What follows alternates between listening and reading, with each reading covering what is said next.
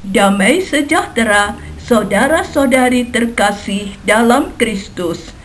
Angela Merici Biblical Center mempersembahkan studi Alkitab sebagai sabda kehidupan.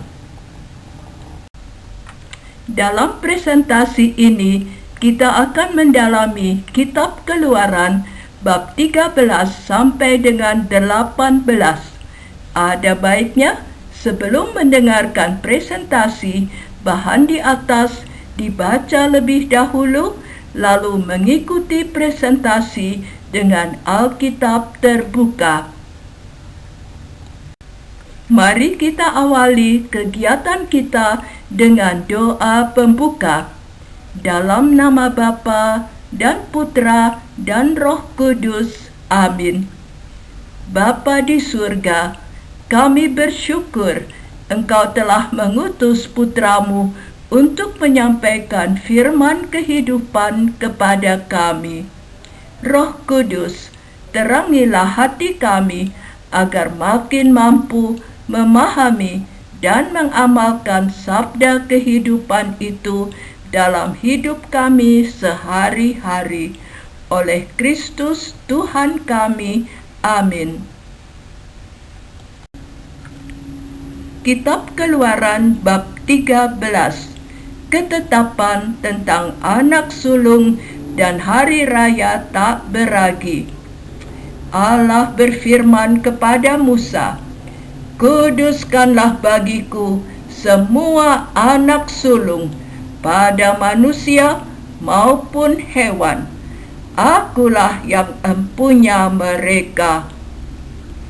Lalu Musa berkata kepada bangsa itu, "Peringatilah hari ini, sebab dengan tangannya Tuhan membawa kamu keluar dari sana." Selama 7 hari tak boleh dimakan sesuatu pun yang beragi. Lakukanlah ibadah ini dalam bulan itu juga. Beritahukanlah kepada anakmu laki-laki ibadah ini untuk mengingat apa yang dibuat Tuhan kepadaku waktu aku keluar dari Mesir. Pada hari ini, dalam bulan Abib, Tuhan dengan kekuatan tangannya membawa kami keluar menuju suatu negeri yang berlimpah susu dan madunya. Hal itu harus menjadi bagimu tanda pada tanganmu dan peringatan di dahimu atau tefilin, supaya hukum Tuhan ada di bibirmu. Kata Musa lagi, "Setiap anak sulung di antara anak-anakmu harus kau tebus. Apabila anakmu bertanya, 'Apa artinya?' katakanlah, dengan kekuatan tangannya Tuhan telah membawa kita keluar dari perbudakan di Mesir. Ketika Firaun dengan tegar menolak untuk membiarkan kita pergi, maka Tuhan membunuh semua anak sulung di Mesir." Allah menuntun umatnya. Allah tidak menuntun mereka melalui jalan yang paling dekat, tapi berputar melalui jalan di padang gurun menuju ke laut teberau. Dengan siap sedia berperang, orang Israel berjalan dari tanah Mesir. Musa membawa tulang-tulang Yusuf. Mereka berangkat dari Sukot dan berkemah di Etam di tepi padang gurun. Tuhan berjalan di depan mereka dalam tiang awan di siang hari untuk menuntun mereka di jalan, dan dalam tiang api di waktu waktu malam untuk menerangi mereka, sehingga mereka dapat berjalan siang dan malam. Tiang awan dan tiang api itu tetap ada di depan bangsa itu. Firaun bertindak untuk terakhir kali. Ketika Firaun mendengar bangsa itu sudah lari, hatinya berubah. Mereka memasang 600 kereta lengkap dengan perwiranya. Mereka mengejar bangsa itu yang berkemah di tepi laut. Orang Mesir mengejar dan mencapai mereka ketika mereka berkemah di tepi laut dekat Pi-hahirot. Orang Israel ketakutan. Mereka berkata kepada Musa, "Mengapa kau bawa kami ke sini? Lebih baik kami bekerja untuk orang Mesir daripada mati di padang gurun ini." Kata Musa, "Jangan takut, berdirilah tetap dan lihatlah keselamatan dari Tuhan. Orang Mesir yang kamu lihat hari ini tak akan kamu lihat lagi untuk selamanya. Tuhan akan berperang untuk kamu dan kamu akan diam saja." Menyeberangi Laut Teberau, Tuhan berfirman kepada Musa, "Ulurkanlah tanganmu ke atas laut dan belahlah airnya, sehingga orang Israel berjalan dari tengah laut di tempat yang kering. Aku akan menyatakan kemuliaanku, maka orang Mesir akan mengetahui bahwa akulah Tuhan." Tiang awan pindah ke belakang mereka dan menimbulkan kegelapan sehingga tentara Mesir tak dapat mendekati mereka. Musa mengulurkan tangannya ke atas laut. Tuhan menguakkan air laut dengan angin timur, membuat laut itu menjadi tanah kering. Maka orang Israel berjalan dari tengah-tengah laut di tempat yang kering, sedang di kiri dan kanan mereka air itu sebagai tembok bagi mereka. Orang Mesir mengejar dan menyusul mereka dengan segala kuda dan kereta sampai ke tengah-tengah laut. Waktu jaga pagi, Tuhan mengacaukan tentara Mesir. Ia membuat roda keretanya berjalan miring dan maju dengan berat.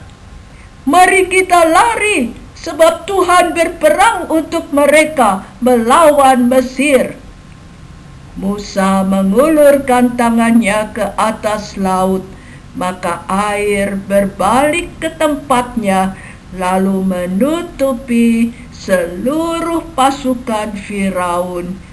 Tak seorang pun yang tinggal dari mereka. Demikianlah pada hari itu Tuhan menyelamatkan orang Israel dari tangan orang Mesir. Mereka melihat orang Mesir terdampar di pantai laut.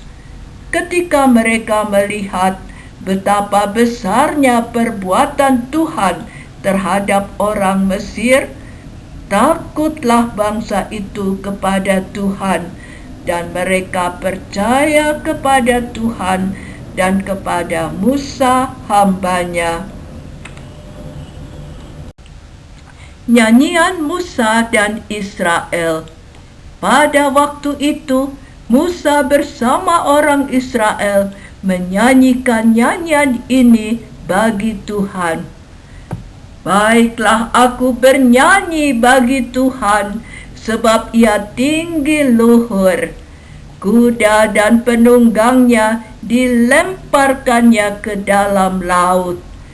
Tuhan itu kekuatan dan mazmurku, ia telah menjadi keselamatanku.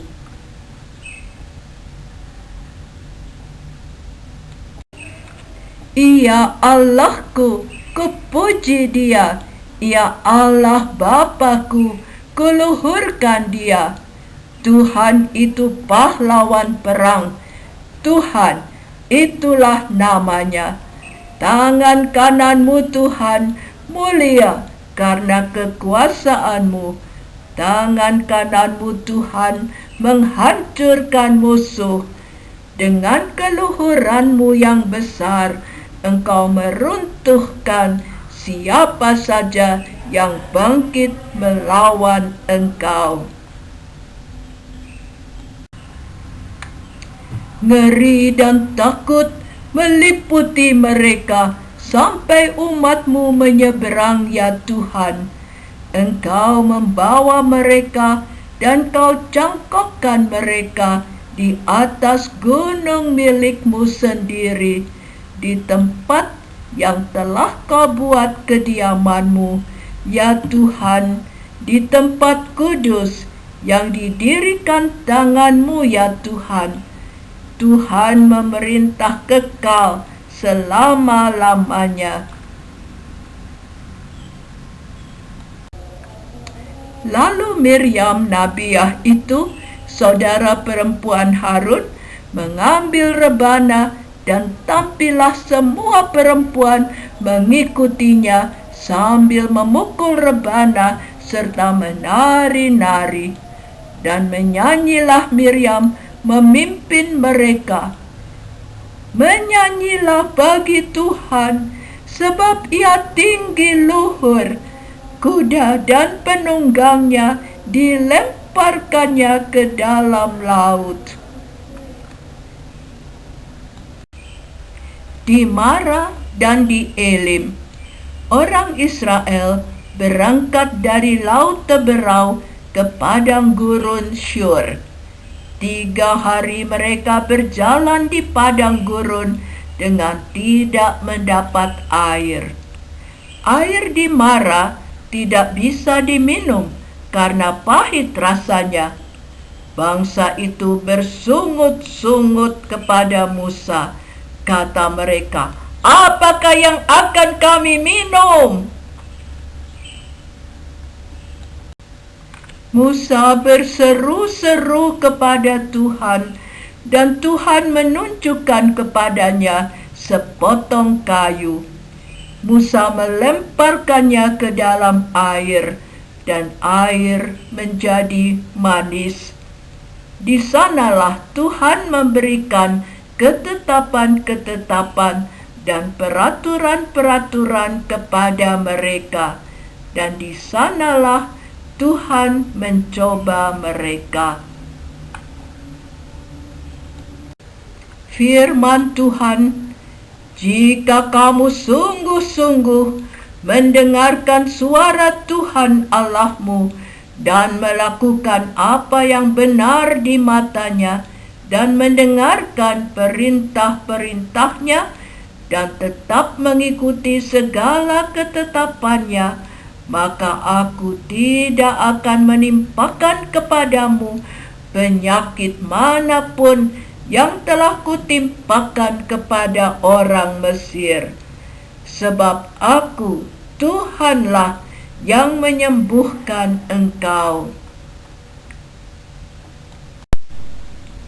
Sesudah itu, sampailah mereka di Elim. Di sana ada 12 mata air dan 70 pohon kurma. Lalu mereka berkemah di tepi air itu. Mana dan Sabat. Mereka tiba di padang gurun Sin, antara Elim dan Gunung Sinai. Segenap jemaat Israel bersungut-sungut kepada Musa dan Harun, "Mengapa kami tidak mati saja di Mesir? Di sana kami makan daging dan roti sampai kenyang. Kau bawa kami ke sini untuk membunuh seluruh jemaah ini dengan kelaparan." Lalu berfirmanlah Tuhan kepada Musa, "Aku akan menurunkan hujan roti bagimu. Maka bangsa itu akan keluar dan memungut setiap hari sebanyak yang perlu untuk sehari. Pada hari ke-6 yang dibawa itu akan 2 kali lipat banyaknya dari apa yang dipungut mereka sehari-hari." Lalu Musa dan Harun berkata kepada seluruh orang Israel, "Petang ini kamu akan tahu bahwa Tuhanlah yang membawa kamu keluar dari tanah Mesir. Besok pagi kamu akan melihat kemuliaan Tuhan. Tuhan akan memberimu makan daging di waktu petang dan roti di pagi hari, karena Ia telah mendengar sungut-sungutmu." Sedang Harun berbicara kepada jemaah Israel, mereka melihat ke arah padang gurun. Tampaklah kemuliaan Tuhan dalam awan. Firman Tuhan kepada Musa, "Aku telah mendengar sungut-sungut orang Israel. Pada waktu senja kamu akan makan daging, dan waktu pagi makan roti. Maka kamu akan tahu, Akulah Tuhan Allahmu." Pada waktu petang, datanglah berduyun-duyun burung puyuh menutupi perkemahan itu. Pada waktu pagi, terletak embun sekitar perkemahan itu. Ketika embun itu telah menguap, tampaklah pada permukaan padang gurun sesuatu yang halus, seperti sisik, halus seperti embun beku di bumi. Melihat itu, orang Israel bertanya, "Apa ini?" Kata Musa, "Inilah roti yang diberi Tuhan untuk makananmu. Masing-masing boleh mengambil segomer untuk seisi kemahnya untuk 1 hari." Pada hari ke-6, mereka mengumpulkan 2 kali lipat. Hari ke-7 merupakan hari istirahat penuh. Tiap orang mengumpulkan menurut keperluannya. Yang mengumpulkan banyak tidak kelebihan, yang sedikit tidak kekurangan. Kata Musa, "Tak seorang pun boleh meninggalkannya sampai keesokan harinya." Tetapi ada yang tidak mendengarkan dan meninggalkannya sampai pagi. Lalu mana itu berulat dan berbau busuk. Maka Musa menjadi marah kepada mereka. Setiap hari mereka mengumpulkan roti itu, tapi ketika matahari panas, cairlah roti itu. Kata Musa, "Besok adalah hari perhentian penuh. Sabat yang kudus bagi Tuhan. 6 hari lamanya kamu memungutnya, tapi pada hari yang ketujuh roti tidak ada. Pada hari ketujuh ada yang mau memungutnya, tapi mereka tidak menemukannya. Kata Musa, "Berapa lama lagi kamu menolak perintahku?" Lalu beristirahatlah bangsa itu pada hari yang ketujuh, hari Sabat. Musa berkata, "Beginilah perintah Tuhan, ambillah segomer penuh untuk disimpan turun-temurun, supaya keturunan mereka melihat roti yang kuberi kepada kamu makan di padang gurun, ketika aku membawa kamu keluar dari tanah Mesir." Seperti yang dikatakan Tuhan kepada Musa, buli-buli itu ditempatkan Harun di hadapan tabut Allah untuk disimpan. Orang Israel makan mana 40 tahun lamanya sampai tiba di perbatasan tanah Kanaan. Di Massa dan Meriba, mereka berjalan dari tempat persinggahan yang satu ke yang berikut. Sampai di Rafidim tidak ada air. Mereka bertengkar dengan Musa, "Berikan air kepada kami.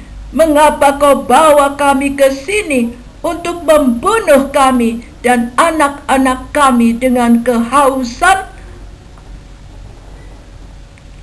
Lalu Musa berseru-seru kepada Tuhan, "Apa yang kau lakukan dengan bangsa ini?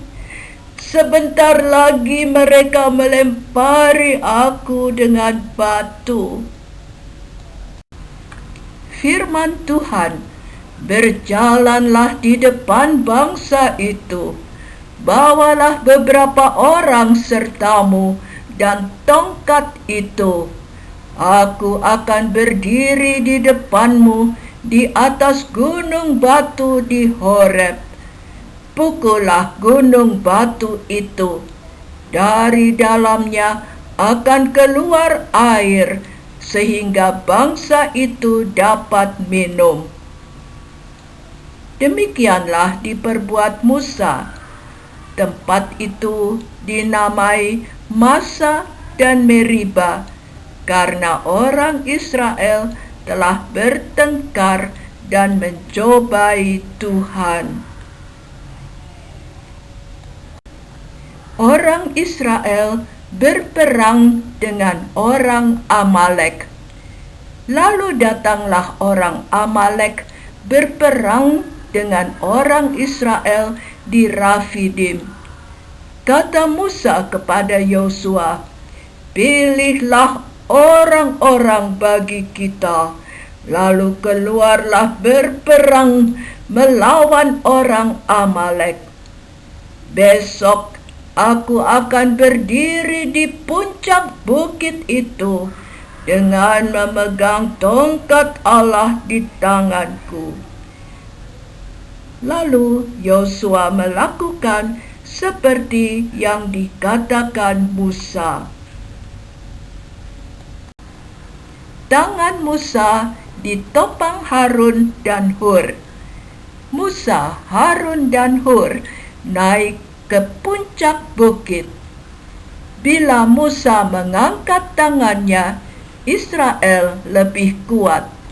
Bila ia menurunkan tangannya, Amalek lebih kuat. Musa penat.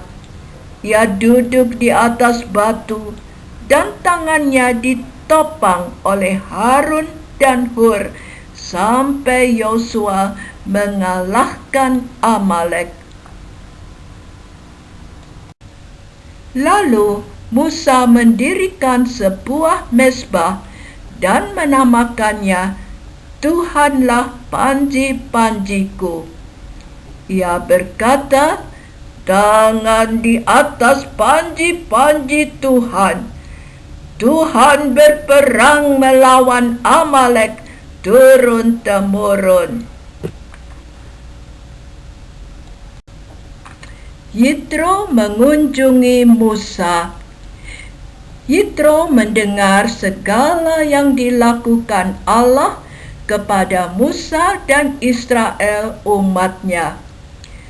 Aku mertuamu datang kepadamu, membawa Sipora istrimu dan Gersom serta Eliezer anak-anaknya.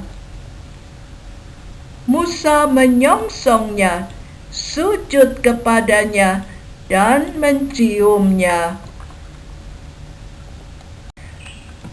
Musa menceritakan kepada Yitro segalanya, bagaimana Tuhan menyelamatkan mereka.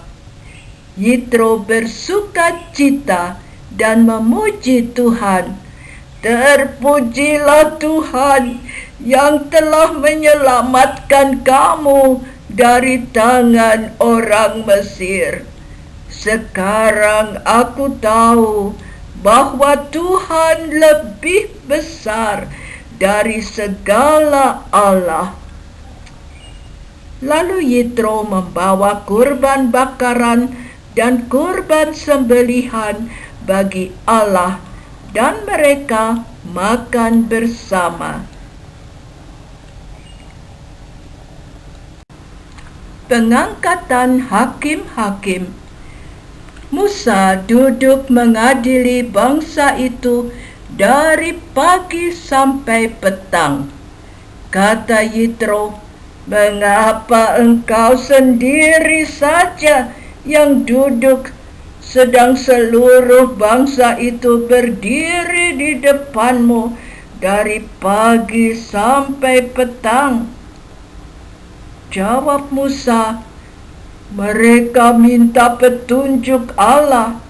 Aku harus mengadili perkara di antara mereka dan memberitahukan keputusan Allah. Kata Yitro, terlalu berat untuk dilakukan sendirian.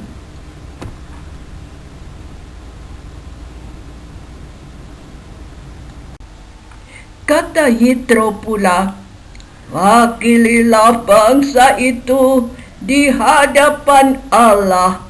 Ajukan perkara-perkara mereka kepadanya. Ajarkan kepada mereka ketetapan Allah. Beritahukan jalan yang harus mereka tempuh.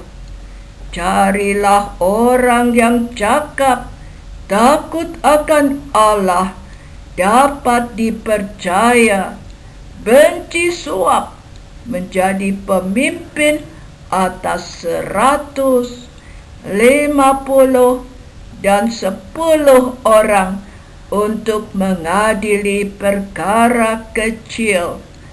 Perkara-perkara besar harus mereka hadapkan kepadamu.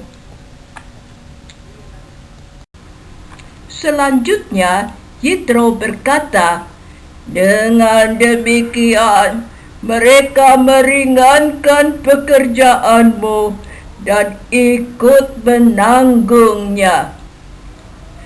Musa mendengarkan perkataan mertuanya dan melakukannya. Lalu Musa membiarkan mertuanya pulang ke negerinya. Kita sudah sampai pada akhir presentasi Kitab Keluaran bab 13 sampai dengan 18. Ada baiknya Anda membaca kembali dan merenungkannya dengan pertanyaan refleksi, Tuhan berbicara apa kepada saya lewat teks ini? Tuhan ingin saya berbuat apa? Mari kita akhiri kegiatan kita dengan doa penutup. Yesus Juru Selamat kami, Engkau telah menaburkan firman kehidupan dalam hati kami. Jadikanlah hati kami seperti tanah yang baik, di mana benih sabdamu itu dapat tumbuh dan menghasilkan buah limpah bagi kemuliaan-Mu dan keselamatan kami. Amin. Dalam nama Bapa dan Putra dan Roh Kudus. Amin.